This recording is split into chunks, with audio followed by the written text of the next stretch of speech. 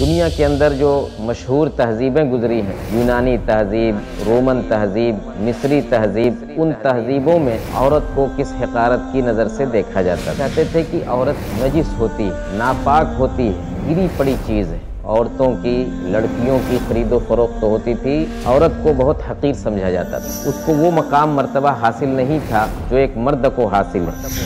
اسلام کا جو احسان ہے عورت کے اوپر، خاص طور سے جو حقوق عطا کیے ہیں، جو مقام و مرتبہ عطا کیا ہے، اس کی کتنی اہمیت ہے۔ اس کو عبادت کرنے کا حق دیا، تعلیم حاصل کرنے کا حق دیا، تصرف کا حق دیا، جینے کا حق دیا، ملکیت کا حق دیا، اس کو وراثت کا حق دیا۔ یہ حقوق تمام ان عورتوں کو اسلام کے اندر ملا۔ عورت اسلام کے سائے میں کتنی محفوظ ہے، جانیے شیخ اسد اعظمی سے۔ روزانہ رات 10:30 بجے اور ہر دوپہر 2:30 بجے مرسی ٹی وی پر۔